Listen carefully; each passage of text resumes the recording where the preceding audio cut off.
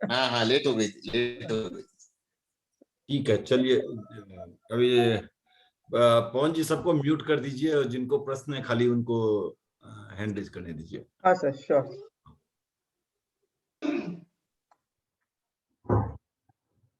हाँ, प्रकाश जी का hand raise है। हाँ, यस प्रकाश जी। प्रकाश जी, आप अनम्यूट कर सकते हो।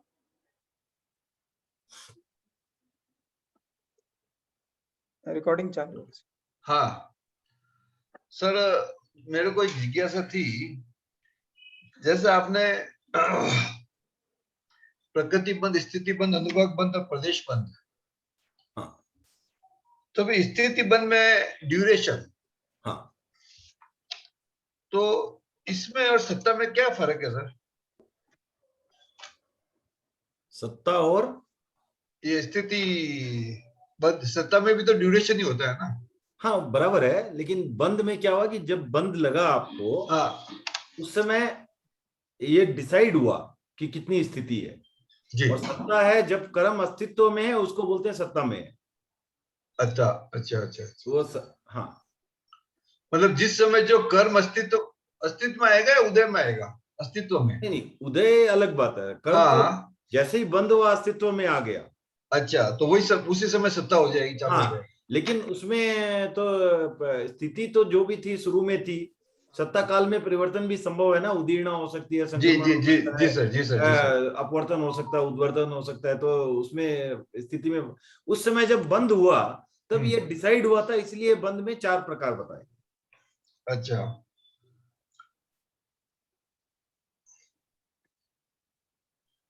और कोई प्रश्न है? नहीं सर, और किसी का हैंड रेस नहीं है अभी। नहीं, प्रकाश जी को ही पूछा हूं, और कुछ है? हाँ, ये मैं देखता हूँ सर, कुछ मैंने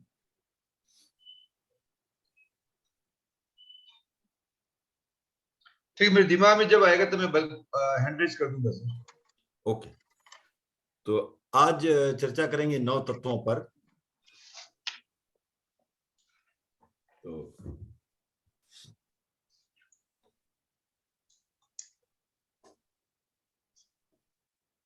शुरू करें पवन जी?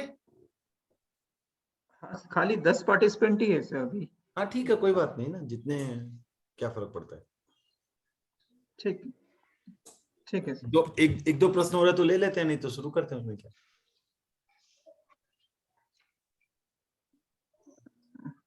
प्रश्न हैंड तो रेस किसी का नहीं है, और कोई पूछना चाहता है? सर निर्मल जी, मेरा एक क्वेश्चन। हाँ बोलिए।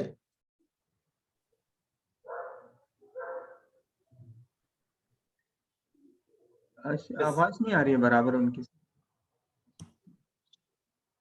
अशोक जी आवाज नहीं आ रही है आप? अशोक जी आवाज नहीं आ रही है। हेलो।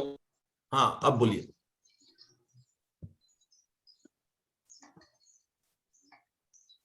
अशोक जी, आवाज नहीं आ रही आपकी। You can write in the chat box.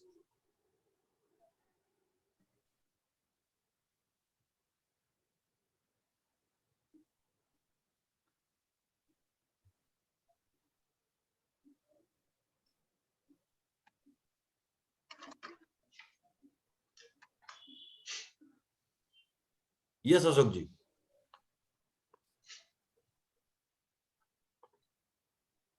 Hello, आवाज आ रही है सर? हाँ अभी आ रही है, पूछिए। सर जब हम फिर से नहीं आ कर्म रही। को काटने के लिए कोई भी हम कोई भी क्रिया करते हैं। हाँ हेलो, हेलो, हाँ अभी आ रही सर? हाँ, आ रही है hello, sir. Hello. Sir, sir हम कर्म काटने के लिए जब कोई भी क्रिया करते हैं, कोई भी तपस्या वगैरह वगैरह जो भी, तो उसमें कौन से कर्म करते हैं हमको कैसा पता चलता है? वो तो पता नहीं मुझे भी, मैं पता नहीं तो करने की इसका कोशिश करूंगा। सर, हमको क्या होता है ना, हम ब्लाइंडली करते हैं ना। आप समझ लीजिए आज मैं उपवास किया या 5 की 10 की, उसमें अपने को पता ही नहीं भी कौन सा क्या कर्म हो रहा है, खाली हम तपस्या करते हैं। तो उससे कैसे क्या होता है, वो एक एक्सप्लेनेशन। हाँ ठीक है, लेकिन उससे फर्क क्या पड़ेगा, आपका बैलेंस तो कम ही हो रहा है ना। तो वो क्या हिसाब से हो रहा है, कौन से कितना कम होता है, क्या करने से क्या होता है? हाँ वो तो पूरा कर्म प्रकृति करेंगे तब होगा, ऐसे तो इतना आसानी से नहीं होगा। और उसके बाद भी उसकी पूरी तो जानकारी केवल ही कोई होगी। नहीं नहीं सर, उसमें फर्क तो पड़ता है। जैसे मेरे को मोहनीय कर्म कम करने जल्दी से, मतलब वो मूल एक बोलते हैं कर्मों का राजा। हाँ, तो कौन सी प्रवृत्ति करने से मोहनीय कर्म का क्षय होता है, वो जानकारी हो सकती है तो हमारे साथ उर्मिला जी भी जुड़ी हुई है। उर्मिला जी, इसकी कुछ जानकारी है तो बताएं। पवन जी, वो पूर्वी नाम से जुड़ी हुई है, उनको अनम्यूट कर दें। हाँ सर, हाँ सर, वो अनम्यूट कर सकते हैं सर। हाँ, हाँ जय उर्मिला जी, अनम्यूट करें उर्मिला जी। हाँ, जब हम कोई भी प्रवृत्ति करते हैं, कोई भी शुभ प्रवृत्ति होती है, उससे कर्म तो सारे हल्के ही होते हैं, सातों कर्म हल्के होते हैं आयुष्य कर्म को छोड़कर। और जैसे तपस्या का संबंध जहां तक मैं समझती हूँ चारित्र मोहनीय के साथ ही है, तो इससे मोहनीय कर्म क्षीण होने का मतलब इससे विशुद्धि उससे ज्यादा होती है, जहां तक मैंने समझा है।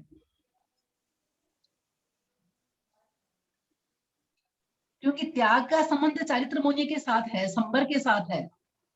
त्याग का संबंध संबर के साथ है। जब हम तपस्या करते हैं, जब प्रत्याख्यान करते हैं, तो उस समय चारित्र मोह का संबंध होता है। और उसके बाद जब हम समता से उसको सहन करते हैं, जब हम तपस्या करते हैं तो भूख प्यास को सहन करते हैं, समता के साथ रहते हैं, तो वो हमारा जो शुभ योग है या समता में रहना है, तो सारे कर्म हल्के तो सारे कर्म होते हैं उससे। लेकिन तपस्या जो त्याग करते हैं उसका मेन संबंध चारित्र मोहनीय के साथ है। व्रत का संबंध तो चारित्र मोहनीय से, करेक्ट। सर, वैसे मैं कुछ कहना चाहता हूँ कि हम कर्म का पढ़ते हैं तो देर आर वेरियस रीजंस कि हाउ वो एक ही कर्म लगता है हमें, वो अशुभ प्रवृत्ति है। हाँ, वो बात करेंगे बाद में। वो आगे आगे लेंगे, कौन से क्या करने से कौन से कर्म लगते हैं।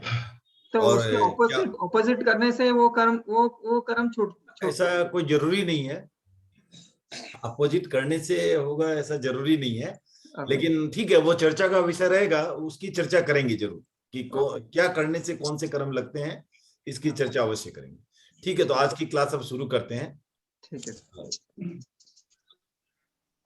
आराध्य के चरणों में सत सत नमन। हमारे पर्यवेक्षक मुनि रजनीश कुमार जी के चरणों में वंदन, और सभी जूम से जुड़े हुए लोगों का कुछ से जय जिनेन्द्र, सादर जय जिनेन्द्र सभी से। तो आज हम चर्चा करेंगे नव तत्व की। तो हमारे में आपने सुना होगा कि नव तत्व और 6 द्रव्य, इनका बहुत महत्व बताया गया, 9 तत्वों का और 6 द्रव्यों का। तो अब किस दृष्टि से इन दोनों का महत्व है? हम जैसे एक तरह से बोलते हैं सृष्टि किसकी बनी हुई है, 6 द्रव्यों से बनी हुई है। और एक तरफ अभी हम बात करें तत्व की बात करेंगे तो 9 तत्व है। तो दोनों में यह समझना है, जब हमें सृष्टि की संरचना समझनी है, उसका स्ट्रक्चर समझना है, उसका वो कैसे चलती है सृष्टि ये समझना है, तब हम 6 द्रव्यों पर जो है केंद्रित रहते हैं। और जब हमें यह समझना है कि हमारी आत्मा से रिलेटेड, जो आत्मा की साधना से रिलेटेड, आत्मा के उत्थान से रिलेटेड जब बातें करते हैं, तब हमें 9 तत्वों की तरफ ध्यान देना। ठीक है, तो ये 2 अलग अलग नजरिए हैं देखने के। एक है सृष्टि की संरचनात्मक, उसकी जो उसके सृष्टि के नियामक तत्व उस कैसे चल रही है उस दृष्टि से, और दूसरा हो गया हमारे आत्मा की दृष्टि से। हम आत्मोत्थान की दृष्टि से अगर किसी चीज को हम समझना चाहते हैं तो हम 9 तत्वों को समझेंगे। अब स्वाभाविक है, जब हम बात करते हैं 9 तत्व की, तो सबसे पहले हम दोहराएंगे सभी साथ में पूज्य श्री गुरुदेव तुलसी की 2 फेमस पंक्तियां है। जानू जीव अजीव में पुण्य पाप की बात, जानू जीव अजीव में पुण्य पाप की बात, आश्रव संवर निर्जरा बंद मोक्ष विख्यात। तो इसमें आप देखें 9 तत्व आ गए, जीव अजीव पुण्य पाप। पहली पंक्ति में ये 4 है, दूसरी पंक्ति में आश्रव संवर निर्जरा, ये 3 हो गए, बंध मोक्ष। तो टोटल ये 9 तत्व हो गए। तो ये तो याद रखने का एक, क्या आप ये दोहा याद रखेंगे तो आपको 9 के 9 तत्व याद रहेंगे क्या है। लेकिन सिर्फ याद रखने से क्या होगा, हमें समझना है क्या है। तो सबसे पहला प्रश्न उठेगा कि तत्व क्या है, आखिर तत्व है क्या। तो तत्व है पारमार्थिक वस्तु। पारमार्थिक मतलब जिसका परम अर्थ हम करना चाहते हैं, सारभूत तत्व। जो सार है वो अस्तित्ववान पदार्थ या सत्य, जिसका अस्तित्व है। सत्य भी हमने बात की थी पहले। अब प्रश्न उठता है कि अगर हमें सारभूत तत्व ही लेना है तो बाकी सारी चीजों की बात क्यों, सिर्फ सारभूत की बात क्यों नहीं। अब आप मान लीजिए आप कुछ खाते हैं, तो क्या जितना आपने खाया सबका सब सार था? नहीं था, उसमें से सार निकालना पड़ता है। तो उसी तरह हमारे पास अलग अलग चीजें रहती है, उसमें से जो सार की बात है, जो सार गर्भित है, जिसका अस्तित्व है, जो पारमार्थिक वस्तु है, वो हो गई तत्व। हम चाहें तब भी, जैसे हम चाहें कि अभी आपको बताया गया कि इसमें आपके एक केले में इतने न्यूट्रिशस पदार्थ है, तो क्या आप सिर्फ वो पदार्थ निकाल के ले सकते हो? नहीं, आपको तो केला ही लेना होगा और उसके बाद जो है उसमें से सार को ग्रहण करना है। उसी तरह हमें 9 तत्वों को अच्छी तरह से ग्रहण करना है कि क्या है। तो ये तत्व की परिभाषा हुई। और हमने बात की है तत्व क्या है। तत्व है जिसमें उत्पाद, व्यय और द्रव्य, ये तीनों जारी रहता है। उत्पाद किसका? नए पर्याय का, नए मोड का। तत्व तो कभी ऐसे तो जो सत्य मतलब अस्तित्व है, जिसका है, अगर किसी का अस्तित्व है तो वो कभी विनष्ट नहीं होगा, और जो विनष्ट हो गया उसका अस्तित्व नहीं है। अब जब हम अस्तित्व बोलते हैं तो आज कुछ और हो सकता है, लेकिन वो कल किसी और का रूप आज जो इसका है परिवर्तित हुआ है, और कल वो और कुछ हो सकता है। लेकिन ये वो क्या है जो कुछ था, कुछ है और कुछ होगा, कुछ तो ऐसा है, वही सत्य है, वही अस्तित्व है। इसीलिए हम कहते हैं उसमें द्रव्य है। द्रव्य मतलब फिक्स, ध्रुव है, स्थिर है वो।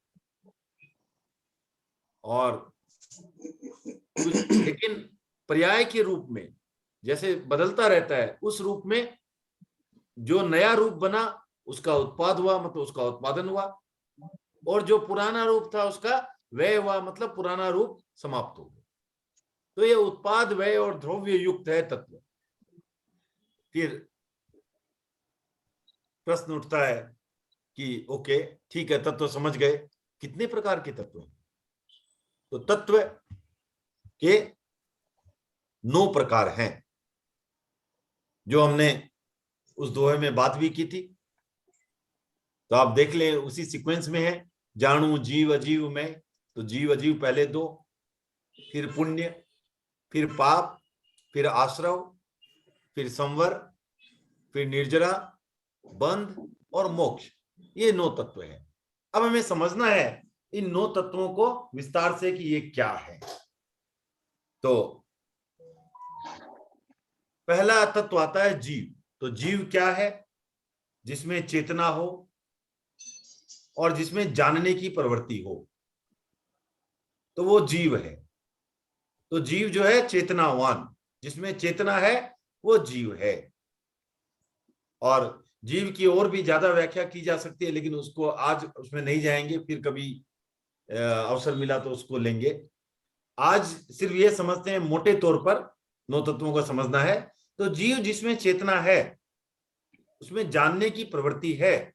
आप एक पत्थर लेते हो निर्जीव, एक प्लास्टिक की बाल्टी लेते हो, उसमें चेतना नहीं है और न उसमें जानने की कोई प्रवृत्ति। आप कोई जीव लेते हो तो उसमें क्या है?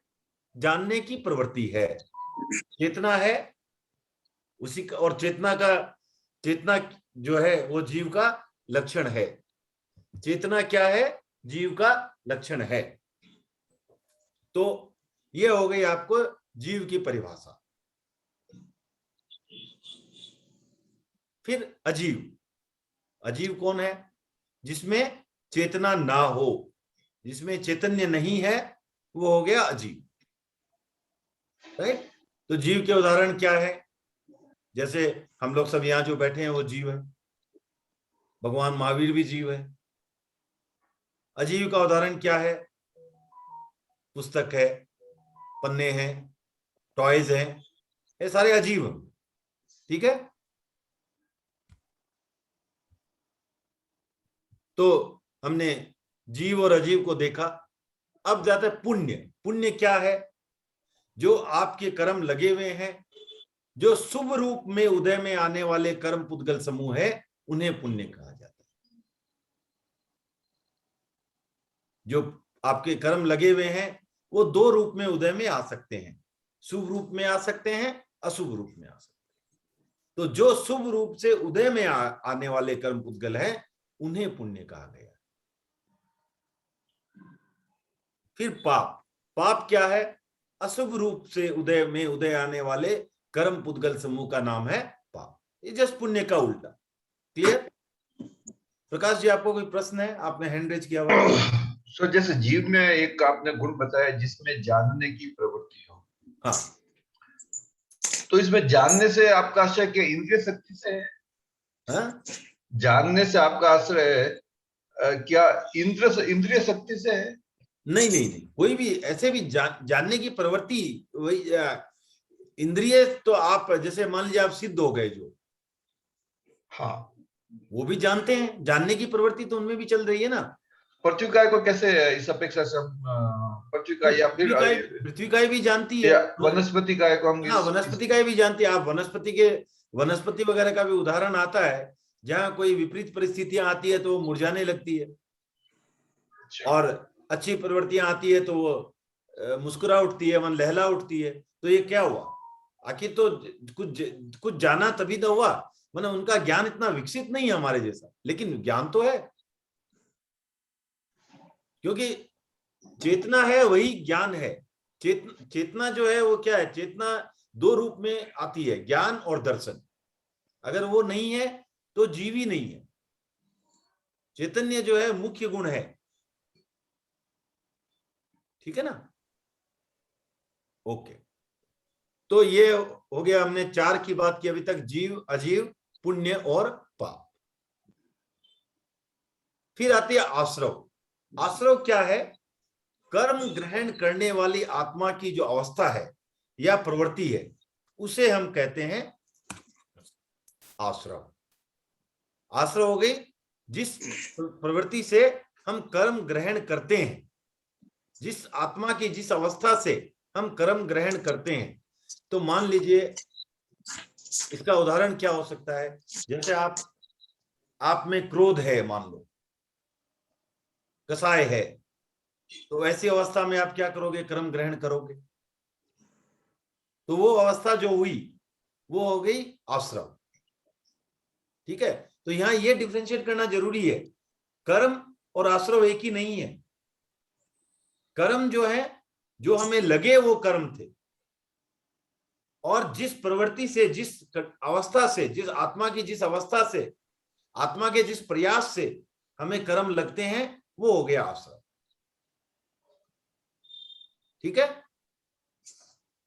तो आप ऐसा समझिए, आप एक व्यापार कर रहे हैं। आप जब व्यापार करते हैं तो आप जिस अवस्था में व्यापार करते हैं और व्यापार के लिए जो प्रवृत्ति करते हैं, उसके कारण आपको धन की प्राप्ति हुई। लेकिन धन और आपका प्रयास सेम नहीं था। धन अलग चीज है, आपका प्रयास अलग चीज, आपकी प्रवृत्ति अलग चीज है। आपकी प्रवृत्ति के कारण आपको धन मिला, जो मिला वो कर्म था, और जो प्रवृत्ति है वो आश्रव है। क्लियर हो गई बात? फिर आती है संवर। संवर है कर्म को रोकने वाली आत्मा की अवस्था या प्रवृत्ति। ऐसा कार्य, ऐसी अवस्था आत्मा की जिससे कि हम कर्म को रोक सकें। तो एक, जैसे उर्मिला जी ने उदाहरण दिया था व्रत का। आप व्रत लेते हो तो क्या होता है? आप एक पर्टिकुलर प्रकार की एक्टिविटी रोक देते हो, तो उस एक्टिविटी से जो कर्म लगने वाले थे उसका क्या होगा? वो कर्म नहीं लगेंगे। शुभ कर्म तो लगेंगे ना सर? हाँ, शुभ कर्म तो लगेंगे ना? नहीं, संवर में कुछ भी नहीं लगेगा। अच्छा, संबर माने आपको जो है वो कर्म रोकने की प्रवृत्ति है, शुभ और अशुभ की बात ही नहीं आती है। कर्म रोकने की जो अवस्था है उसका नाम है जो संबर। जिस जिस जिस एक्टिविटी, जिस प्रयास से, जिस अवस्था से हम कर्म रोक सकते हैं आत्मा की जिस अवस्था से, उसका नाम है संवर। तो संवर मीन्स लाइक अगर आप त्याग करते हो, समाई करते हो तो संवर में आता है। त्याग संवर हो गया, हाँ। समाई समाई? संवर है, लेकिन उसके साथ साथ क्या आपके और भी एक्टिविटीज हो रही है, वो अलग बात है, लेकिन उसका फल है, उसका कार्य था कि वो आपके कर्मों को रोक दिया। अब हम एक और चर्चा करने के बाद थोड़ी सी इस पर भी और थोड़ी सी चर्चा आगे भी बढ़ाएंगे। सर व्रत करने से कर्म रुकते कहाँ है सर? रुकते ही है ना सर, कर्मों का बंधन भी तो होता है। क्यों होगा? सर कोई भी उसके हम कारण निर्जर, नहीं हो रहा है, उसके कारण नहीं हो रहा है, अलग चीजों के कारण हो रहा है। आप एक साथ काफी चीजें होती है ना, आपने मान लीजिए आज उपवास किया 3 आहारों का, तो आपने उसमें पानी भी पिया है, तो वो उसके कारण तो आपको कर्म लगे हैं। आपके श्वासोच्छ्वास भी चल रहा है, उसके कारण कर्म लगे हैं। लेकिन जो व्रत किया उसके कारण तो कर्म रुके हैं ना। तो आपके कहने का मतलब है व्रत मैं से एक उदाहरण दूंगा बाद में, तो उसके बाद हम प्रश्न लेंगे। ये इस चीज पर प्रश्न जो है पहले हम परिभाषा समाप्त करेंगे, उसके बाद अगर जरूरत हुई तो फिर से रिपीट करेंगे और एक उदाहरण भी लेंगे, ठीक है? उसके बाद जो डाउट है उसकी बात करेंगे। निर्जरा हुई कर्म तोड़ने वाली आत्मा की अवस्था या प्रवृत्ति, जिस से हम कर्म को तोड़ें, या ऐसी अवस्था या ऐसी प्रवृत्ति, उसे हम कहते हैं निर्जरा। तो तपस्या आदि के द्वारा जब कर्म विलय होते हैं, कर्म जब छूटते हैं, तो उससे आत्मा को की जो आंशिक उज्ज्वलता होती है उसका नाम है निर्जरा। ठीक है? आंशिक उज्ज्वलता अर्थात आंशिक रूप से कर्म जो है वो जड़ है,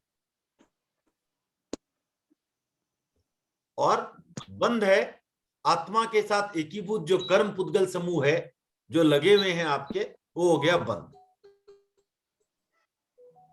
जो आपके कर्म लगे हुए हैं वो बंध, और मोक्ष हो गया सब कर्मों का अत्यंत वियोग, कंप्लीट। कोई कर्म बचा नहीं, कर्म का एकदम भी संयोग नहीं रहा आत्मा के साथ। और ये sorry for the spelling mistake, कर्म मुक्त आत्मा पढ़े। कर्म मुक्त आत्मा और आत्म स्वरूप का प्रकट होना, जिससे हमने बात की थी, आत्मा के जो गुण थे वो आत्मा उस रूप में अवस्थित हो जाती है, उस रूप में आत्म गुणों का आत्म स्वरूप में प्रकट हो जाती है। इसका नाम हो गया मोक्ष। ठीक है?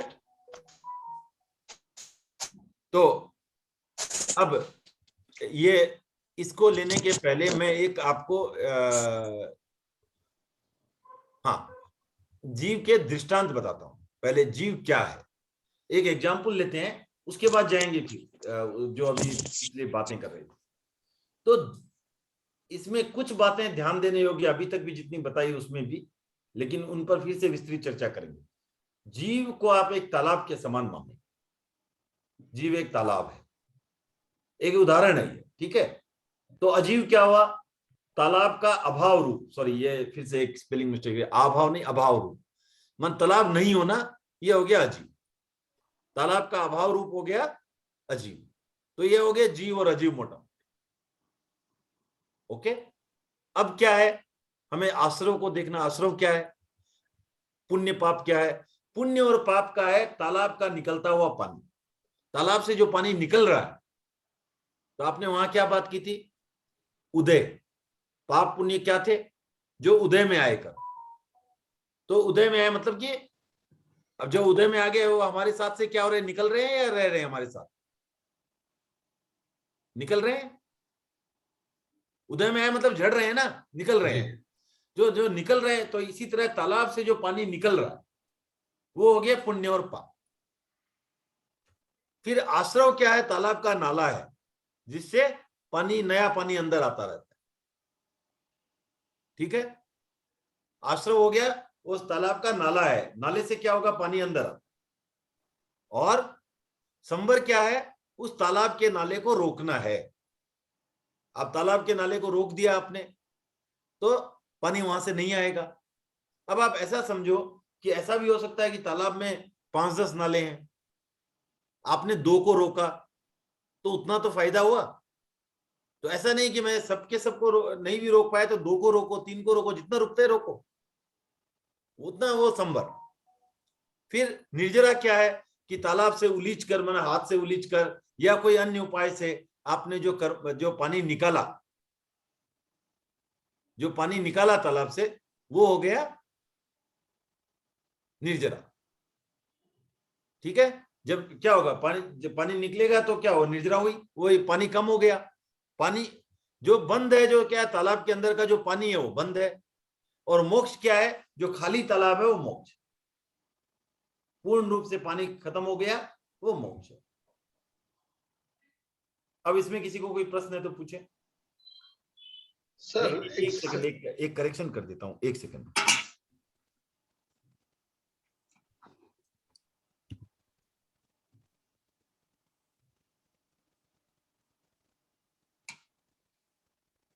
निर्जरा में भी कर दीजिए सर। हाँ, वो कर रहा हूं।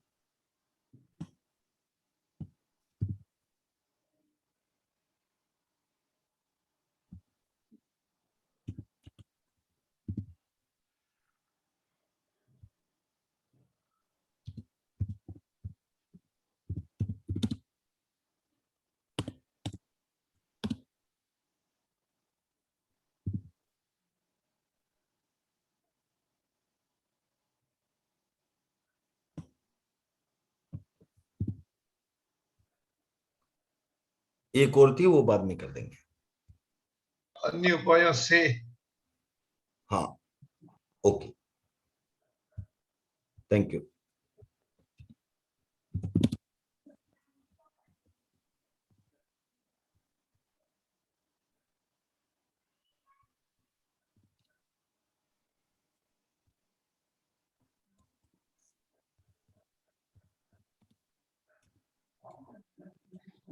हाँ, तो एक और चीज जो हमें देखनी है, जो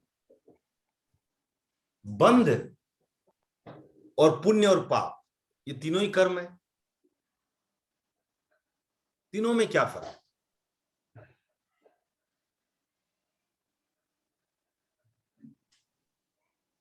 तीनों में क्या फर्क?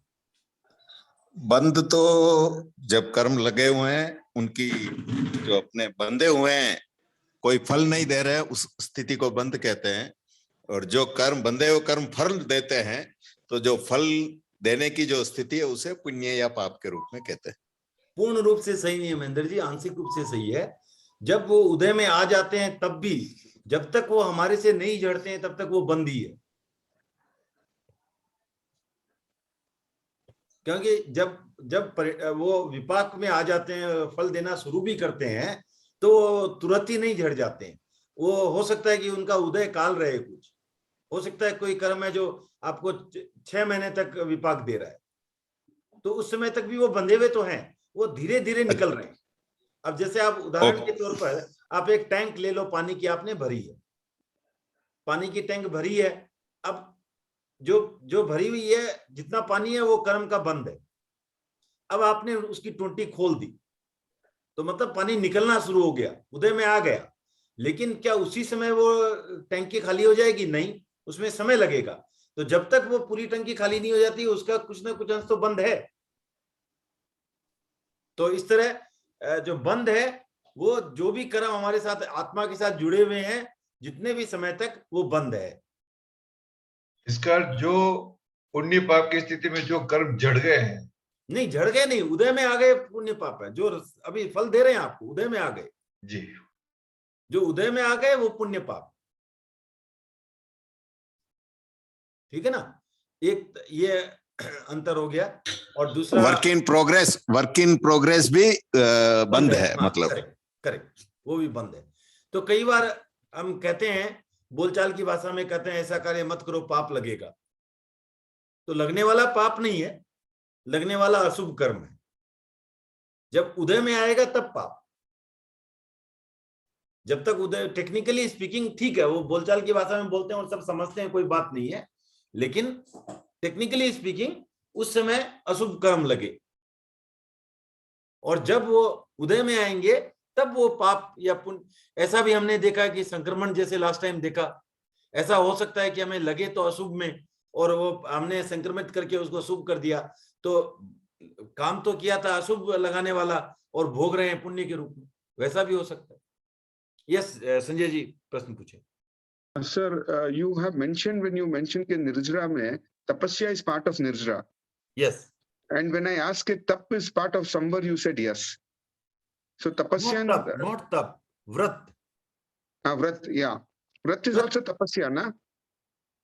हाँ, व्रत मीन्स किसी चीज को छोड़ना, हाँ वो भी तपस्या ही हो गई। हाँ, लेकिन तो क्या होता है ना कि वही बोला आपको, एकांगी क्या होता है कि जब निर्जरा होती है उसके साथ भी पुण्य का बंधन, शुभ का बंधन और निर्जरा दोनों एक साथ जुड़ी रहती है, ठीक है। और व्रत जहां तक है उसमें जो शुभ प्रवृत्ति होती है साथ में, ये संवर में, संवर क्या है उसमें प्रवृत्ति नहीं है। संवर देखिए वो नेक्स्ट में जब उसके आश्रम और संवर के प्रकार लेंगे तब तो उसमें और क्लियर हो जाएगा। तो संवर जो है उसमें कोई एक्टिविटी नहीं है।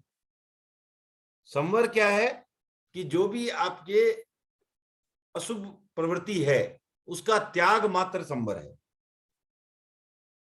लेकिन आप शुभ प्रवृत्ति भी करते हो।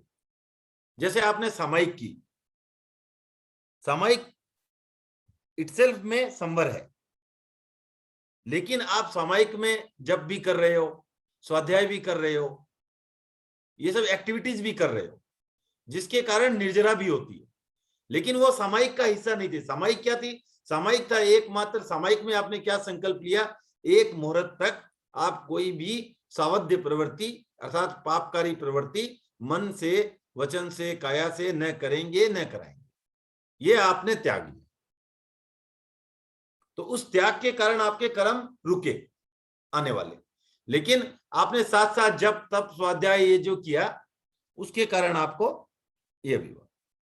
तो इसमें भी जब हम इसमें क्या है, 9 तत्वों की और भी विशद व्याख्या है, वो आगे करेंगे। जैसे निर्जरा के 12 भेद हैं, तो उनमें उसमें और भी क्लियर हो जाएगा थोड़ा, ठीक है। थोड़ा ये जीव अजीव का जो दृष्टांत है ना, हाँ। तालाब और तालाब का अभाव, थोड़ा सा एक्सप्लेन कर सकते हैं क्या? दिमाग में नहीं जैसे बैठा आप कैसे? एक जीव को अगर आप तालाब मान लो, तो जो तालाब नहीं है वो जीव नहीं है, ठीक है ना महेंद्र जी। अगर आप उसको मतलब तालाब को अगर जीव मान लो, तो जो तालाब नहीं है वो जीव नहीं है। तो वो नहीं है करके अपने को दिमाग लगाने की जरूरत नहीं, तो वो नहीं क्या है, कुछ भी रहे, तालाब नहीं है तो वो जीव नहीं है, बस। तो जो भी वही हुआ ना, जो जीव नहीं है वो अजीव है, very simple. Okay okay okay, correct. और पुण्य और पाप क्या हो गया, तालाब से निकलता हुआ पानी है। नहीं वो ठीक है, बाकी का समझ थे। ओके, हाँ ठीक ठीक। निर्मल जी, हाँ सर, एक संसारिक आत्मा निरंतर कार्य करती रहती है, कुछ न कुछ क्रिया करती रहती है, हाँ, तो फिर कर्मों का रोकना कैसे संभव है? हाँ?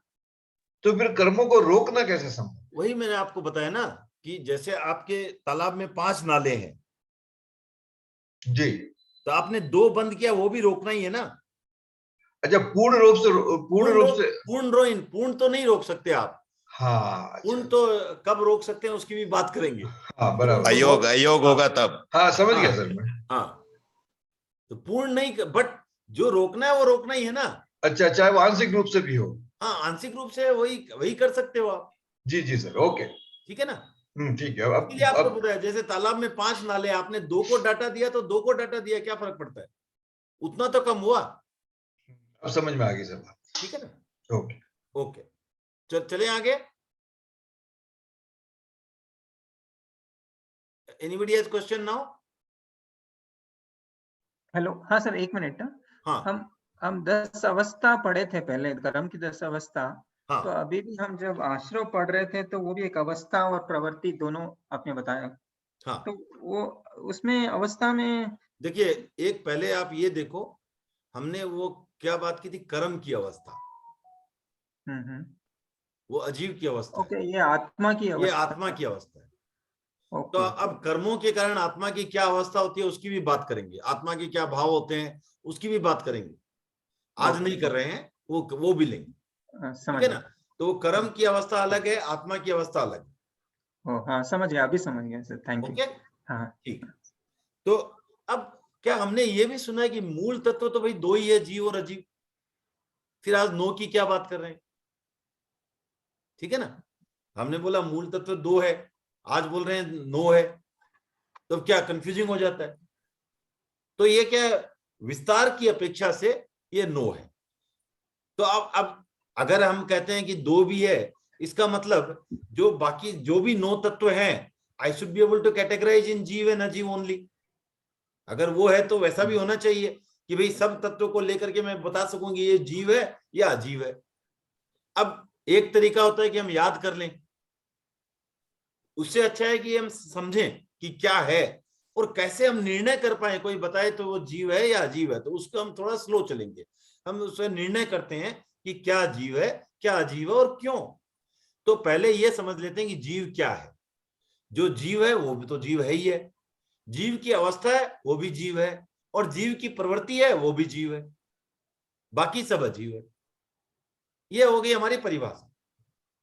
अब हम ये अपना टेस्ट है वो एक एक करके सब पर लगाते हैं और देखते हैं are we able to divide. ठीक है, तो अब मैं शुरू कर देता हूं इससे। जीव और अजीव ये तो ऑब्वियस है, टेबल शुरू हो गई। 2 तो खत्म, 9 क्वेश्चंस आए थे, 2 हो गए, 22% काम नक्की। अब बाकी तो आसान है। अब तीसरा कौन सा है? पुण्य, पुण्य। पुण्य क्या है, अजीव, क्यों है? क्योंकि क्या वो जीव है? कर्म नहीं, कर्म कर्म है। कर्म कर्म है, पुद्गल है। कर्म के पुद्गल, हाँ कर्म कर्म की पुद्गल होते हैं। हम्म, तो जो पुद्गल है, चाहे वो उदय में आया हुआ पुद्गल रहे, चाहे ढका हुआ पुद्गल रहे, चाहे बंद पुद्गल रहे, कोई मतलब नहीं है, पुद्गल पुद्गल है अल्टीमेटली। ठीक है ना। वो न तो जीव है, न जीव की अवस्था है, न जीव की प्रवृत्ति है। क्लियर? ये परिणाम है सर क्रिया का। हाँ, क्रिया का परिणाम हो सकता है, जीव का तो नहीं है ना। जी सर। जीव का परिणाम क्या हुआ? जो जीव की अवस्था है, जो परिणमन करके जीव की बदली हुई अवस्था, समझ गए? वो होगा जीव, ये जीव नहीं है। तो इसका मतलब नेक्स्ट पुण्य हो गया अजीव। अब जब किसी को प्रश्न है इस चीज पर, क्योंकि शुरू में स्लो चलेंगे तो बाद में डाउट नहीं आएगा एकदम भी, क्यों पुण्य अजीव है, किसी को प्रश्न है? नहीं है, वेरी गुड। तो ये हो गया एक। अब जब पुण्य अजीव है तो पाप भी अजीव है, उसमें तो कोई डाउट ही नहीं है। एक ही बात हो गई, जो डाउट होना था पुण्य के समय ही आ जाता। नहीं, नेक्स्ट क्या है? आश्रव। आश्रव। अब आश्रव क्या थी? आश्रव क्या है? कर्म रोकने की कर्म आने ग्रहण करने की आत्मा की अवस्था, अर्थात ये जीव की अवस्था है। जीव की अवस्था या जीव की प्रवृत्ति है ये, राइट। जीव की प्रवृत्ति से कर्म लगता है, जीव की अवस्था से कर्म लगता है, तो वो क्या हो गया? जीव। तो आश्रव आ गया जीव। संवर क्या है? संवर भी वही जीव की अवस्था है। क्लियर? जीव की अवस्था है ना वो। तो ऐसी ऐसी जीव की अवस्था या प्रवृत्ति जिससे कर्म ना लगे, तो ये जीव की अवस्था है। तो ये भी हो गया संवर, ये भी हो गया जीव। सर इसको कोई एग्जांपल देके बोलेंगे वो जीव कैसे, आश्रव वो संवर? हाँ, आश्रव वो संवर जीव कैसे हुए? जीव की, इसीलिए परिभाषा दी ना, जीव जीव जीव की अवस्था या जीव की प्रवृत्ति, ये तीनों जीव है, क्योंकि ये इसका इनिशिएटर मैं ही हूं, जीव ही है, राइट। तो वो जीव में आ जाता है। से आप जीव की अवस्था है उसको जीव से अलग कर सकते हैं क्या? नहीं। जीव की अवस्था, आपकी जो भी अवस्था है वो अवस्था है आपकी। सो माय बॉडी इज जीव? बॉडी इज नहीं, आपके सोल की भी चेंज हो रहा है ना अवस्था, आपकी जो भी आपका एज ए होल जीव, उसका परिवर्तन हो रहा है ना। ओके। तो जो परिवर्तित होके जो अवस्था हो रही है वो भी जीव की अवस्था है ना। ओके। आप मान लीजिए आप एक कपड़ा था, उस पर आपने पेंट हुआ है, तो वो भी कपड़ा तो कपड़ा ही है, राइट। ओके। उसमें होल हो गया तब भी वो कपड़ा ही है। ऐसा बोल सकते हैं क्या एक अपेक्षा से बॉडी की एक्टिविटी हो रही है, वो आत्मा की एक्टिविटी के कारण ही हो रही है somewhat, एग्जैक्टली, इसीलिए हम बॉडी की उसको, एक्टिविटी कुछ, हाँ, आत्मा की प्रवृत्ति है वो। हाँ आत्म इसीलिए हम प्रकाश उसको, के बिना कोई प्रवृत्ति होगी नहीं ना। ओके इसीलिए उसको जीव के कैटेगरी में। हाँ, जीव की कैटेगरी, आत्मा का ही प्रयास है ना वो। ओके। ठीक है ना। ओके। ओके। तो अब जैसे मान लीजिए आपने अगर आपने अपने शर्ट पर काला पेंट भी डाल दिया, तो पेंट अलग था, लेकिन अब काला हुआ शर्ट तो काला शर्ट आपका ही है, वो तो शर्ट की अवस्था हो गई। पेंट अलग था, पहले डाल दिया, अब क्या हुआ, काला शर्ट हो गया, तो वो शर्ट की अवस्था हो गई। उसी तरह आपके कर्मों के प्रभाव से आपके जीव की जो अवस्था है उसमें लगातार परिवर्तन होता रहता है, लेकिन है तो वो जीव की अवस्था। तो ऐसी अवस्था जिससे कर्म ग्रहण हो उसे कहते हैं आश्रव। ऐसी अवस्था जिससे कर्म रुके, अब आपने आप व्रत लेके बैठ गए, तो ये किसकी अवस्था थी? आपकी आत्मा की अवस्था थी, आपकी जीव की अवस्था थी, और उस अवस्था के कारण आपको कर्म नहीं लग रहे हैं, तो वो संवर है। तो संवर भी जीव हो गया, आश्रव भी जीव हो गया। नेक्स्ट क्या है? निर्जरा। अब निर्जरा क्या है? अब पहले निर्जरा को समझ लें क्या है। निर्जरा क्या, आपने आंशिक रूप से कर्म जो झाड़े प्रयास करके, राइट, उसके कारण जो आंशिक उज्जवल आत्मा है, पूर्ण उज्जवल तो नहीं हुई क्योंकि पूरे कर्म नहीं छटे, लेकिन जो आंशिक उज्जवलता हुई किसकी? आत्मा की। सो ये आत्मा की अवस्था हो गई, आत्मा की उज्जवलता, आत्मा की अवस्था अगेन। जो आपने शर्ट में काला पेंट लगा था, उस पेंट को थोड़ा सा आपने हटाया, तो जो आंशिक उज्जवल शर्ट हुई वो क्या है? आंशिक उज्जवल शर्ट ही है ना। जैसे तालाब में पानी था, कुछ पानी निकाल दिया तो कम भरा हुआ तालाब है, है तो तालाब ही, करेक्ट। तो इसलिए निर्जरा भी जीव तत्व है। फिर क्या था? बंद। बंद क्या है? तालाब के अंदर का पानी, तालाब के अंदर का पानी अर्थात पुद्गल। जैसे पाप पुण्य पुद्गल थे, वैसे बंद भी पुद्गल है, चाहे उदय में रहे ना रहे कोई फर्क नहीं पड़ता। तो इस तरह बंद भी हो गया अजीव। फिर क्या बचा? अब एकमात्र बचा मोक्ष। तो संजय जी, मोक्ष कहाँ होगा? जीव में ही होगा। जीव में ही होगा, क्योंकि वो तो आत्मा की अल्टीमेट अवस्था है, पूर्ण रूप से उज्जवल अवस्था, कर्म मुक्त अवस्था, वो है मोक्ष। मोक्ष। तो मोक्ष, इस तरह ये हमने 9 तत्वों का, ये आप मेरे स्लाइड्स देख पा रहे हैं ना? या हाँ। तो ये हो गया हमारी 9 जो है तत्वों की, हमने जीव और अजीव में उसका वर्गीकरण कर दिया। अब इसमें जो है आश्रव, संबर, निर्जरा, मोक्ष, जो संबर है वो क्या है? अपने काम का है या नहीं? सॉरी, संबर अपने लिए उपयोगी है या नहीं? है 100% है। है। निर्जरा उपयोगी है या नहीं? है। वरना आप मोक्ष नहीं जा पाओगे। ठीक है, तो संबर और निर्जरा ये उपयोगी हो गए। मोक्ष तो उपयोगी है ही है। How about आश्रव? आश्रव क्योंकि नहीं है, फिर भी वो तो नहीं। संसारी जीव के लिए आश्रम से बचना थोड़ा कठिन है। नहीं, वो अलग बात है, कठिन की बात नहीं कर रहा मैं। कर्जे से बचना कठिन हो सकता है, लेकिन कर्जा अच्छा नहीं है ना। मैं अच्छे बुरे की बात कर रहा हूँ। बुरा है। तो अच्छा नहीं है आश्रम, तो अच्छा नहीं है, ये एकांगी आंसर है। उपयोगी नहीं है सर, ऐसे उपयोगी नहीं है। ये अभी इसको थोड़ा सा अभी टेबल टर्न करेंगे, इसीलिए तो ये ट्रिक क्वेश्चन था। आश्रव जो है एकांगी रूप से अनुपयोगी नहीं है। अब आप जो क्या है कि आपकी शुभ प्रवृत्ति जो है, कोई शुभ कार्य कर रहे हो आप, स्वाध्याय कर रहे हो, वो क्या है? शुभ प्रवृत्ति है। जहां प्रवृत्ति है, एक्टिविटी, प्रवृत्ति मतलब एक्टिविटी है, जहां एक्टिविटी है तो कर्म तो लगेंगे,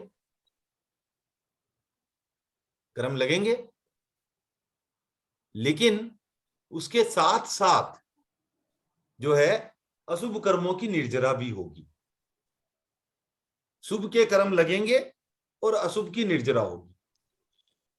तो एक तरह से आश्रव में हम अशुभ योग आश्रव बोल सकते हैं और शुभ योग आश्रव भी बोल सकते हैं। तो जो शुभ योग आश्रव है वो फिर भी डिजायरेबल है, क्योंकि उसके बिना हम निर्जरा ही नहीं कर पाएंगे। निर्जरा के लिए शुभ प्रवृत्ति करनी है, ठीक है ना? तो निर्जरा के लिए शुभ प्रवृत्ति भी होती है।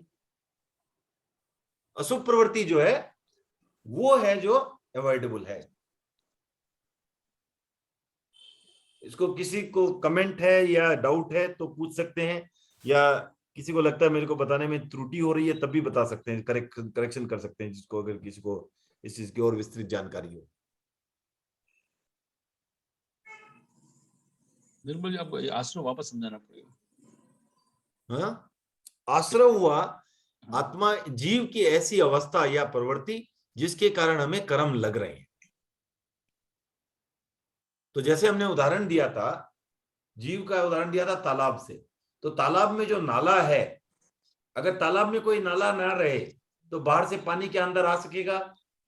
नो। नाला है तो उससे पानी अंदर आता है। कि नाले से स्वच्छ पानी भी तो आ सकता है। तो शुभ और अशुभ दोनों ही आ सकते हैं ना। वो स्वच्छ और अस्वच्छ, अभी क्या है, मोक्ष के लिए न तो आपको स्वच्छ पानी चाहिए न गंदा पानी चाहिए, पानी नहीं चाहिए, राइट? लेकिन टेम्पररीली निर्जरा करने के लिए, क्योंकि निर्जरा के साथ साथ क्या होता है कि निर्जरा जो होती है उसमें अवश्यम भावी शुभ का बंधन भी होता है, वो अवॉइडेबल नहीं है। जैसे इसका उदाहरण दिया जाता है कि मान लीजिए आपको गेहूं चाहिए, आप क्या करोगे? गेहूं की खेती करोगे गेहूं की। अब मैं बोलूं कि नहीं भैया गेहूं की खेती करूंगा पर जो तो नहीं चाहिए, तो उपाय है क्या? नहीं है। उससे जो भूसा निकलेगा वो तो भूसा तो अवश्यंभावी निकलेगा, उसको निकाले बिना गेहूं मिलेगा नहीं। उसी तरह आपके पास तिल है, आपको तेल चाहिए, बोले मुझे खली नहीं चाहिए सिर्फ तेल चाहिए, तो मिलेगा क्या? तो खली तो निकलेगी तेल के साथ साथ। लेकिन जो होशियार होता है वो तिल से तेल निकालने के लिए प्रोसेस करता है, न कि खली के लिए। जो मूर्ख होता है वो सिर्फ खली के लिए जो है तेल निकालता है, तेल निकाल के तो फेंक देता है और खली रख लेता है, वो हो गया मूर्खता। लेकिन ऐसा कोई प्रोसेस नहीं है जिससे बिना खली के हम तेल निकाल पाए। तो इस तरह जो आपको लक्ष्मीपति, आपके प्रश्न का आंसर हो पाया?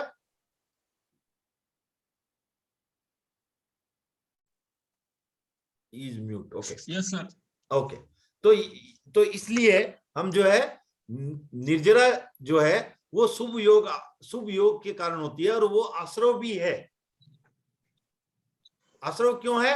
वो खड़ी वाला आश्रव है, साथ में खड़ी मिलेगी, साथ में भूसा मिलेगा, वो वाला आश्रव है। लेकिन जो मेन काम अपना गेहूं वाला था और तेल वाला था वो भी हो रहा है। अब हम सोचें कि खाली तेल और गेहूं तो मिल जाए और ये भूसा और खली न रहे, ऐसा कोई प्रावधान नहीं है। इस कारण हमें जो निर्जरा के साथ साथ अवश्यम भावी शुभ योग होता है, और वो शुभ प्रवृत्ति के कारण शुभ कर्म लगेंगे। ठीक है, तो इस तरह आश्रव को पूर्ण रूप से अनुपयोगी नहीं बोल सकते। ओके, अब प्रश्न आता है कि क्या पुण्य के लिए शुभ प्रवृत्ति करनी चाहिए? नहीं, राइट। और इसमें आज शायद उसमें ज्यादा डिटेल में नहीं जा पाएंगे, पर इतना समझ लेना भी अच्छा होगा कि पुण्य की इच्छा करना भी अशुभ कर्मों का बंधन कराता है। पुण्य की इच्छा नहीं करनी है, अपने आप हो रहा है ठीक है, उसको संभाव से लेना है। पुण्य की इच्छा करना भी जो है पाप का जो कारण बन सकता है, अशुभ कर्मों का। हाँ महेंद्र जी पूछिए प्रश्न। ये उपयोगी अनुपयोगी मतलब यही है उपादेय, वही संदर्भ है क्या? वही तो शायद कहीं मैंने पढ़ा है, मतलब आश्रव को पूर्णते है ही कहा गया है। हाँ वो लेकिन उसके हमें हाँ उसके आगे मैं बता रहा हूँ उस रूप में। हाँ, मतलब उसका फिर दो वर्गीकरण, जैसा आपने शुभ योग अशुभ योग फरमाया, हाँ, उसको सावध्य और निर्वध्य रूप में कहा गया है। हाँ, एक ही बात हो गई ना। बट जो लेकिन एकांक उसको है ये माना, ऐसा कहीं मैंने थोड़ा नहीं, बट निर्वध्य को है नहीं मान सकते ना। है मतलब क्योंकि वो कर्मों की प्रवृत्ति है तो वो है ही है, उपादेय नहीं है, लेकिन आपको करनी पड़ रही है। वो ठीक है, इसीलिए मैंने उपादेय शब्द यूज नहीं किया। अच्छा, हाँ हाँ, इसीलिए वो अनुपयोगी, इसीलिए मैंने हाँ उपयोगी अनुपयोगी, ओके। हाँ, उपयोग तो उसका भी है हमारे पास, उसके बिना हमारे पास कोई रास्ता भी नहीं है। हाँ करेक्ट, योग है तब तक तो रहेगा हाँ, मतलब। यस, हाँ। छोड़ने लायक तो है, उसको अगर पूर्ण रूप से हम छोड़ पाए तो कब छोड़ पाएंगे वो सोचो आप। अभी क्या करें, वर्तमान स्थिति में क्या करें, वो कब छोड़ पाएंगे? जब गुणस्थान की बात करेंगे तब बताएंगे कब छोड़ पाएंगे उसको। वो स्थिति आ गई तब तो फिर उसकी जरूरत ही क्या, कुछ भी जरूरत नहीं है, हमें अपेक्षा ही नहीं है। लेकिन आज अभी की दृष्टि से देखा जाए तो हमें जो है शुभ योग आश्रव ये एकमात्र हमारे पास रास्ता है निर्जरा करने का, और कोई रास्ता ही नहीं है। जैसे ऐसे एक तरह से कहा जाता है भाई शरीर जो है वो है, ऐसे देखा जाए तो शरीर तो है, लेकिन हमारे पास क्या उपाय है आज की डेट में? हमारे पास वो शरीर है, अब उसको हम हे मान के बैठे रहें या उसका अच्छा उपयोग करके, सदुपयोग करके हम मोक्ष मार्ग में आगे बढ़े? हे है, सही है, हे किस लिए है? किसे छोड़ना है,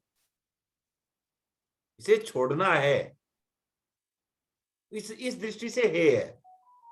लेकिन उसके छोड़ने में भी ये सहायक बन रहा है, शरीर ही सहायक बनेगा शरीर को छोड़ने में। अब जैसे करेक्ट गॉट इट। गुरुदेव तुलसी का भी एक व्याख्यान में आया, उन्होंने फरमाया है कि इंद्रिय, जैसे हम कहते हैं कि सारा प्रॉब्लम इंद्रिय के कारण है। अब इंद्रिय के कारण प्रॉब्लम भी है तो सोल्यूशन भी इंद्रिय के कारण ही है। बिना इंद्रियों के आपके पास डायरेक्ट प्रत्यक्ष ज्ञान तो है नहीं, आप तो इंद्रिय से ही ज्ञान कर सकते हो। क्या करोगे आप? वहां इस तरह से आप देखोगे तो आपको थोड़ी ज्यादा क्लैरिटी आएगी।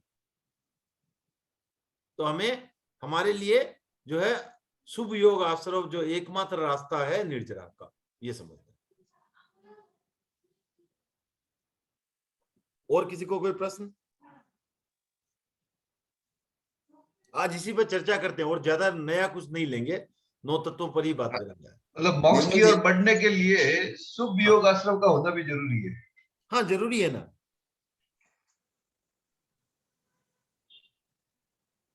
संवर और निर्जरा, इसलिए इन दो को धर्म तत्व कहा गया। मोक्ष होने के बाद तो कुछ अपेक्षा ही नहीं है, तो ये संवर। वही निर्मल जी आप करेक्ट कहा भाई, जब तक शरीर है आपको संसारी हो तब तक तो योग होगा ही होगा, तो वो तो आश्रव तो होना ही होना है।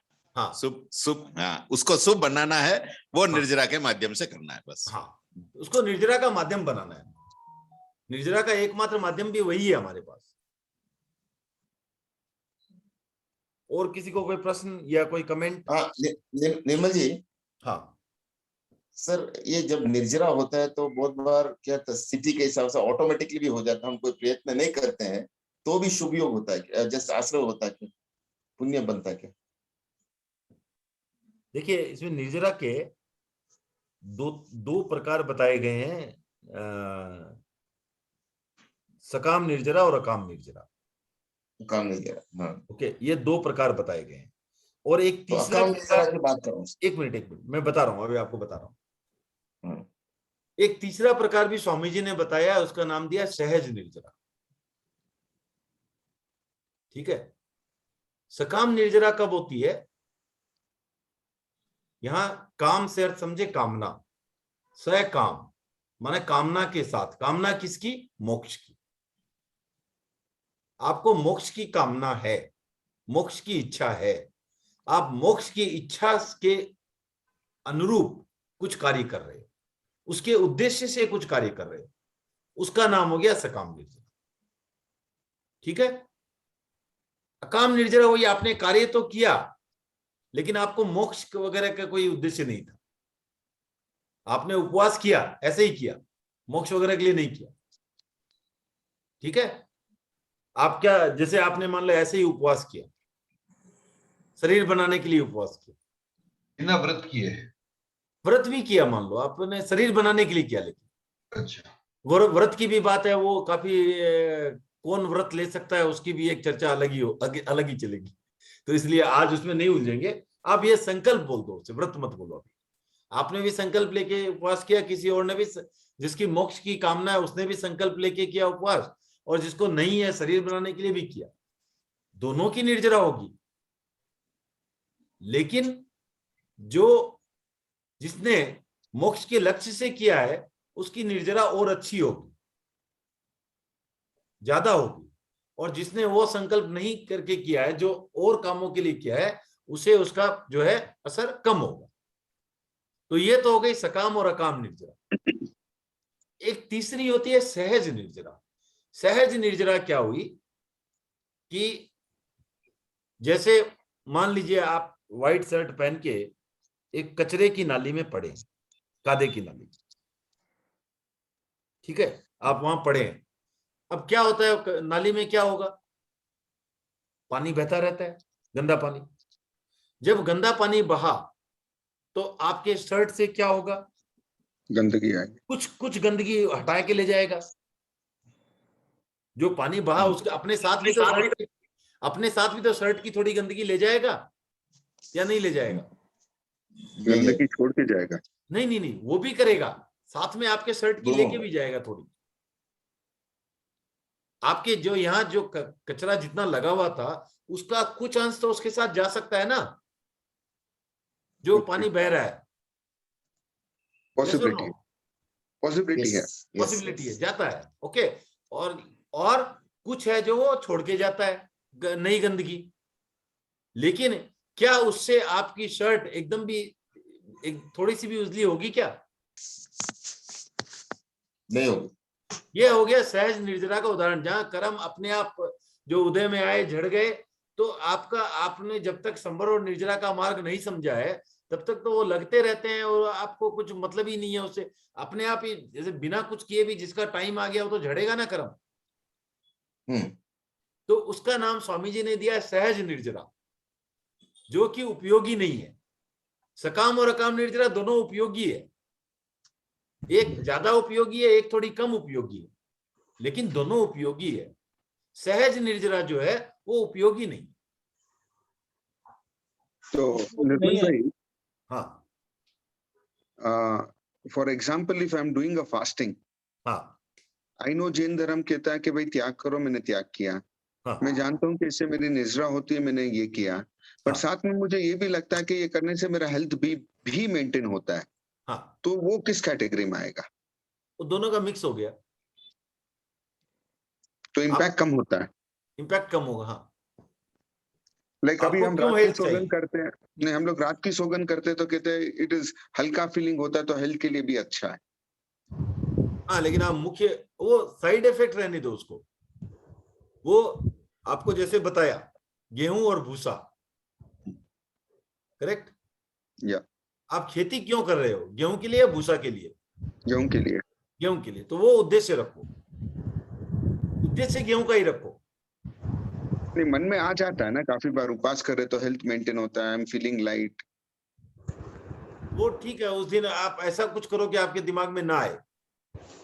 तो वो तो गेहूं पैदा करने वाले को भी मालूम है कि उसके साथ तो वो निकलेगा ही। मालूम हो अलग बात है, मालूम होना अलग बात है, उसकी आकांक्षा करना अलग बात है। तब जब व्रत करते हैं या पचखान करते हैं तो फिर उसके साथ तो लक्ष्य तो यही रहता है ना कि मोक्ष की तरफ हम बढ़े। हाँ, वो लक्ष्य है तो ठीक है। क्योंकि काफी जने जब मिठाई छोड़ते हैं बोलते हैं मेरे हेल्थ के लिए अच्छा होगा कि भाई शक्कर कम खाऊंगा, मेरे को खाना मना किया इसलिए मैं त्याग कर रहा हूँ। तो it becomes wrong technically, not wrong advisable, तो नॉट क्या, रॉन्ग क्या एडवाइजेबल। बोलेंगे अभी? जैसे ठीक है, रॉन्ग तो क्या बोलेंगे, लेकिन बेटर है कि आप उसको मोक्ष के लक्ष्य से ही करें। बेटर है कर्म निर्जरा के लक्ष्य से ही करें। आप ये समझ रहे हो अगर कि मेरे को अगर कर्म निर्जरा का लक्ष्य ही जो है मुख्य है, तो हम बाकी अगर लक्ष्य रखते हैं तो क्या होगा? मैंने उसका नुकसान ही होना है ना, फायदा नहीं होना है ना। जो पर्पस था उसमें डेंट लग रहा है। उर्मिला जी कुछ इसमें और आप भी कमेंट करेंगी या ठीक है मैंने जो बताया?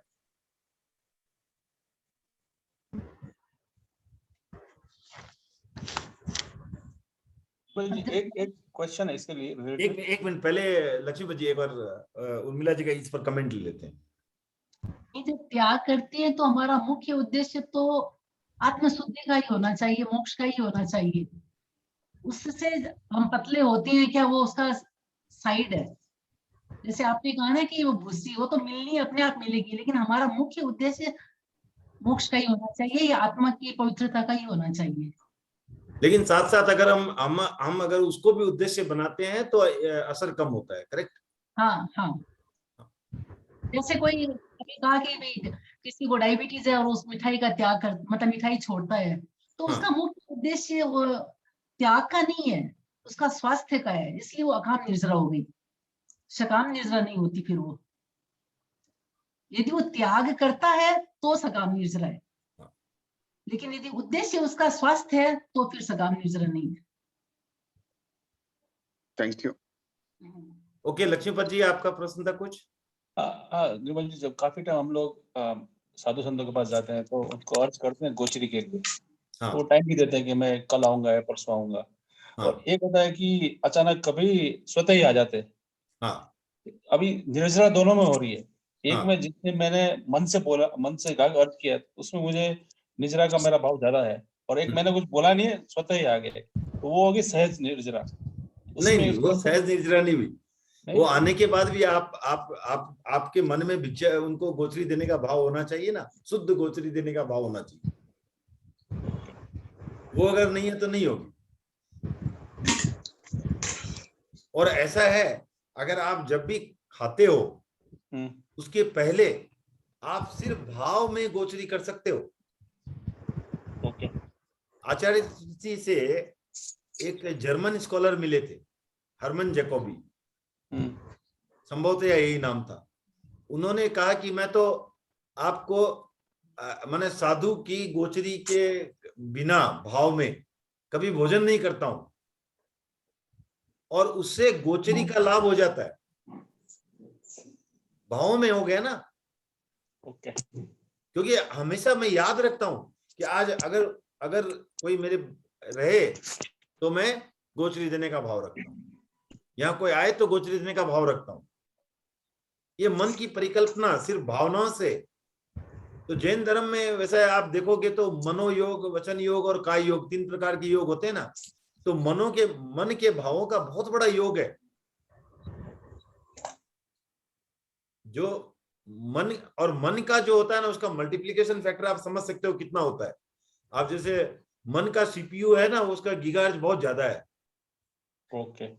बॉडी का तो आपका लिमिट है। आपको बोलूंगा तो आप कितनी बार, आपको बोलूंगा आप किसी को थप्पड़ मारना है, कितनी बार मार सकोगे 1 सेकंड में, 1 मिनट में कितनी बार मार सकोगे? 10 बार, 5 बार। मन से, मन में क्या लगता है? मन में तो इसलिए भाव हिंसा जो होती है वो बहुत बहुत मैंने आपको नुकसान पहुंचाने वाली है। इसीलिए कहा जाता है कि आप मान लो किसी से, जैसे पहला चीज क्या छोड़ना है? बदला लेने की प्रवृत्ति दिमाग से निकाल देना। अगर आपको कर्म में हल्कापन करना है, बदला लेने की प्रवृत्ति निकाल दो। क्यों? क्योंकि अगर आप किसी से बदला लेना चाहते हो तो आप कितनी बार स्कीम करते हो? ऐसे बदला लूंगा, ऐसे बदला लूंगा, ऐसे बदला लूंगा, ऐसे बदला लूंगा। कितनी बार मन में आता है आपके ख्याल? और जितनी बार भी मन में ख्याल आता है आपको हिंसा का पाप लग, हिंसा के कर्म बनते। तो द्रव्य हिंसा जो एक्चुअल फिजिकल हिंसा हुई, उससे कहीं बड़ी है यह भाव हिंसा, क्योंकि ये इतनी रिपीटेटिव है। आपकी लक्ष्मीपति जी, आपकी भाषा में कहूं तो ये लूप में है। मन की जो हिंसा है वो लूप में है। द्रव्य हिंसा तो एक स्टेटमेंट है, एक बार हुई खत्म हुई। हाँ, और भाव हिंसा, अभी इसका मतलब ये मत ले लेना कि आप द्रव्य हिंसा शुरू कर दो, बोलो निर्मल जी ने कहा द्रव्य हिंसा में कुछ नहीं, ऐसा भी मत लेना। आप दोनों को ही त्याग रखना है, लेकिन विशेष ध्यान रखना है कि मनोभावों को आप शुद्ध करें। जब मन के भावों को शुद्ध रखेंगे, अपने आप द्रव्य हिंसा में भी कमी आएगी, और वो जो कमी आएगी वो हृदय परिवर्तन से कमी आएगी। वैसे तो आप मान लो आप ऐसा सोचते रहते हो कि भाई मेरे को अगर फ्री हैंड मिले तो मैं इसको मार दूं, उसको मार दूं, खाली पुलिस के डर से घर में चुपचाप बैठा हूं, फिर आपको उसमें वो अहिंसा का जो लाभ मिलना है वो नहीं मिला। अहिंसा व्रत आपका नहीं पलता है। अहिंसा व्रत कब पलता है? जब हम हृदय से अहिंसा को पालते हैं, हृदय से अहिंसा को जो है अपनाते हैं, तब हमें उसका पूर्ण जो बेनिफिट मिलता है। अदरवाइज तो बहुत सारे काम होते हैं जो बिकॉज हमारे, अब मान लो मैं अगर बात करूंगी कि मैं टैक्स भरता हूं क्योंकि अदरवाइज इनकम टैक्स वाला पकड़ेगा। एक है मैं टैक्स भरता हूं क्योंकि मैं भरता हूं, मुझे फर्क नहीं पड़ता वो सामने वाला क्या करता है, उससे कोई फर्क नहीं पड़ता है।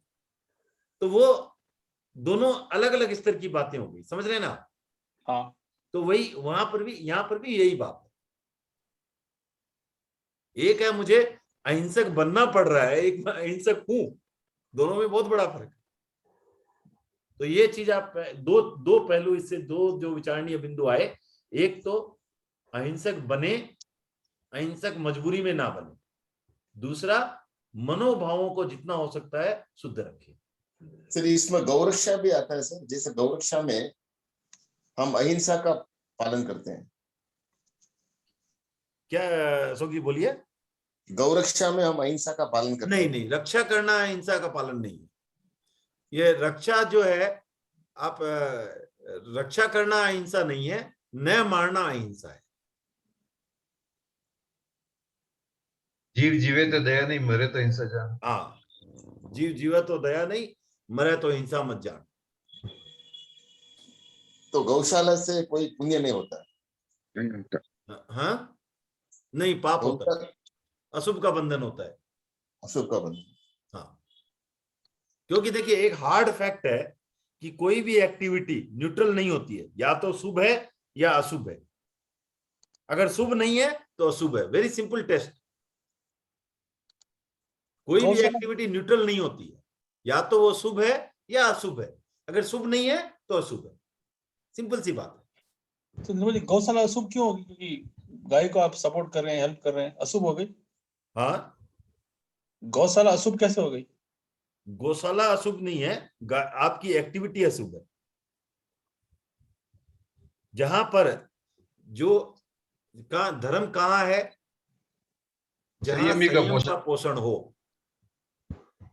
तो आप सिर्फ जो गोचरी करवाते हैं महाराज को वगैरह, जहां संयम का पोषण हो रहा है, वो खा के क्या कर रहे हैं, वो धर्म के मार्ग में चल रहे हैं। एकमात्र वही जो दान है वो जो है वो निर्वध है या शुभ प्रवृत्ति में आएगा। बाकी सारा दान जो है अशुभ प्रवृत्ति में है। निर्मल जी, आप भवन गौरक्षा निर्माण के लिए दे रहे हो, वो भी अशुभ है। सर गौरक्षा के ऊपर इतना क्यों जोर देते हैं सर, हम जो देखते हैं आसपास? मैं वो तो नहीं बता सकता। मेरी मान्यता, जिस दिन मेरे विचार मेल खाने लगेगा मैं बात करूंगा उस पर। मैं भिखण जी की बात है, इवन आप अपने पिताजी को भी पानी पिलाते हैं, वो अगर साधु महाराज नहीं है तो वो अशुभ प्रवृत्ति है। अब ये मैं आपको नहीं कह रहा कि आप वो प्रवृत्ति मत करो। क्यों नहीं कह रहा? क्योंकि आप ऐसे भी आप जीवन में हो, गृहस्थ में हो, आप चावल भी बना रहे हो, चाय भी बना रहे हो, जो भी कर रहे हो, काफी कुछ अशुभ है। आपको जो अशुभ से विरत होना है तो आप महाराज।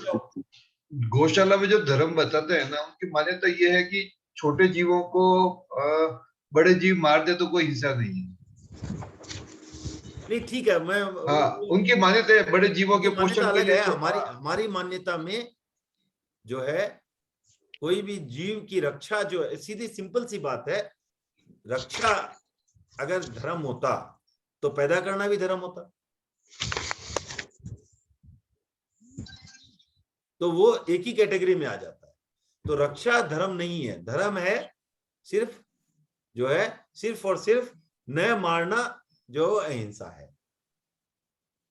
निर्मल जी, दो डाउट है। हाँ। अच्छा, एक तो लक्ष्मीपत जी अपने प्रेसिडेंट ने पूछा था वो गोचरी के बारे में। I just want a clarification. आज एक संत कहते हैं मैं कल गोचरी के लिए आऊंगा, और एक संत ऐसे ही गोचरी के लिए आते हैं।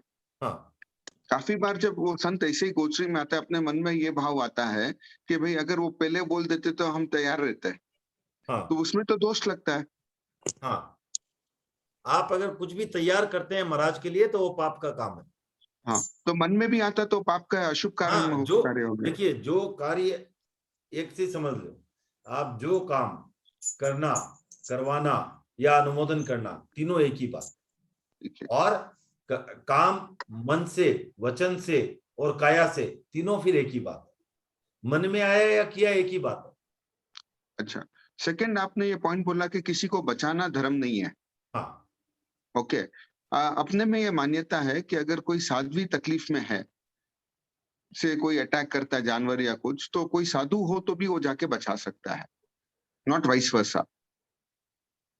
क्योंकि वो धार्मिक कार्य करते इसलिए बचा सकते तो धर्म है, या it is a rule just? मेरी जानकारी में नहीं है।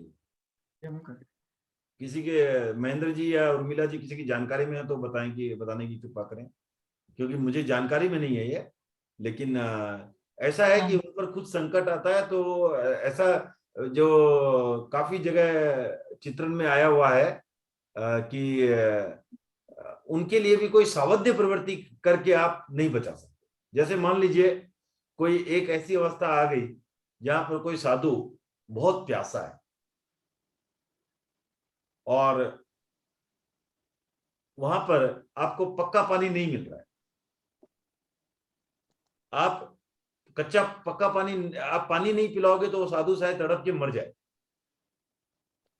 फिर भी वहां पर जो है कच्चा पानी पिलाना जो है वो अलाउड नहीं है, क्योंकि साधु को न तो एक चीज जो मुझे समझ में नहीं आ रही है आपकी बात से, क्या एक चीज मालूम है, साधु को न तो जीने की इच्छा है न मरने की वांछा है।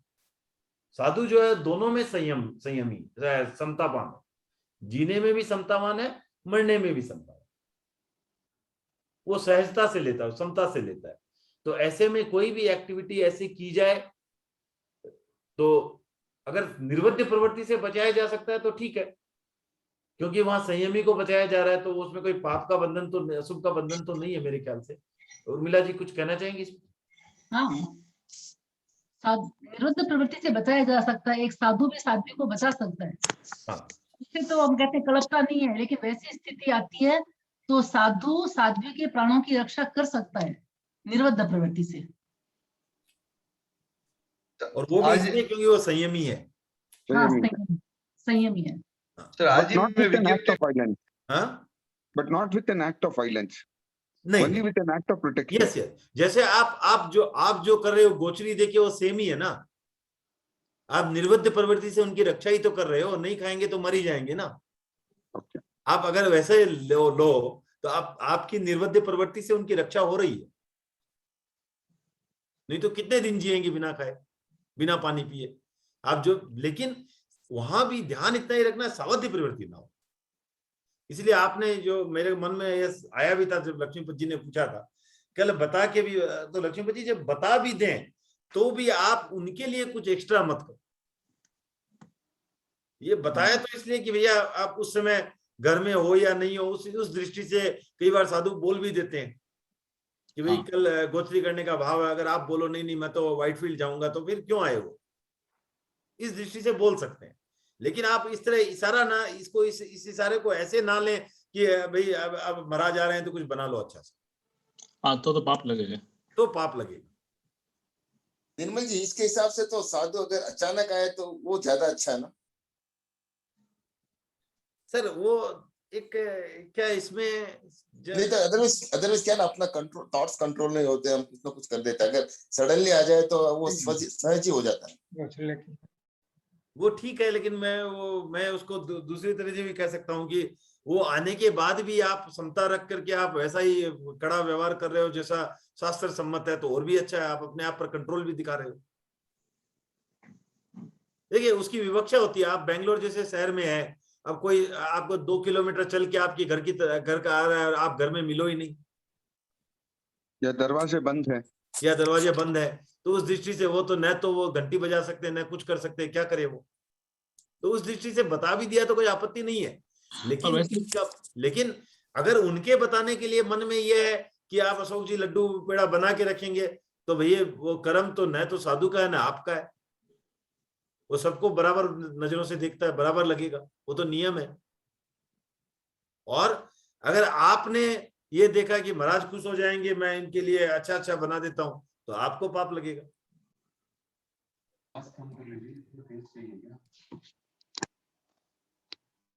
ठीक है, तो आज निर्मल जी वो नाम, हाँ निर्मल जी वो नाम बताया था, वो जर्मन ने नाम वो करेक्ट कर देता हूँ थोड़ा। इंग्लैंड के हर्बर्ट वारेन करके नाम आया था। हर्बर्ट वारेन, वो इंग्लैंड के जंगो भी तो कालूगुड़ी के समय में आया था सर। हाँ थैंक यू। हाँ, हर्बर्ट वारेन थे वो, करेक्ट सर। गोचरी के विषय में कुछ ऐड करना चाहूंगा। हाँ, जैसे इस बार जैसे यहाँ विजयनगमी चतुर्मास है, तो एक नया प्रयोग हमने किया कि अपना टाइमिंग बता दिया कि अपने यहाँ इस टाइम में बनती है करके, सहज ही है। और वह भी ऐसे कि 2 दिन पहले महाराज सहज ही पता रहे, हमको पता भी नहीं था, जो था उसमें से बहरा दिया। तो जो अपना रेगुलर जो टाइम पता है वो बताने से फिर और इजी हो जाता है कि महाराज भी अगर उस समय पधारे तो गोचरी सहज हो जाती है। और कुछ एक्स्ट्रा कुछ नहीं बना, जो है उसमें से बनाया और उन्नोदरी भी की, पीछे से कुछ नहीं बनाया एक्स्ट्रा। ठीक है, वो भी सही बात। वो कोई ये सब तो व्यवस्था की दृष्टि से मेन चीज है कि आपको, बाकी आप कोई भी चीज व्यवस्था की दृष्टि से कर सकते हो। मेन है आपको साधु के लिए बनाना नहीं। क्यों नहीं बनाना है, क्यों नहीं बनाना ये समझना अच्छा है।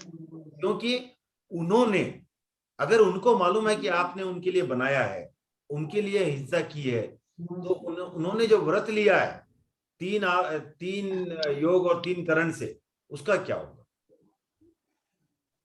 अगर वो एक्सेप्ट करते हैं कि भरत उनके लिए बना रहा है, तो हो गया उनको पाप, अशुभ का बंधन हो गया उनका जो व्रत खंडित हो गया। उन्होंने व्रत लिया है मन से, वचन से, काया से, न करूं न कराऊं न अनुमोदूं, तीनों 3 into 3 9, राइट। तो 9 कोटि का व्रत है उनका, उसमें कोई भी तरह का खंडन नहीं आना चाहिए।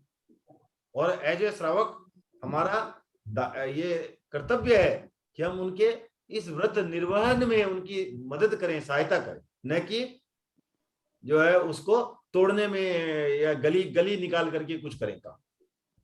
तो आप गली निकाल के कोई काम मत करो, क्योंकि एक थॉट भी आता है कि वैसे भी कोई मेहमान आ जाए घर में, उनके सबके लिए बनाते हैं, और जो साधु चरित्र पाल रहे हैं उनके लिए एकदम स्ट्रिक्ट पाल रहे हैं। पर अगेन उसमें फाइनल थॉट तो ये आता है कि उनका त्याग है, अपने वजह से उनका व्रत खराब नहीं होना।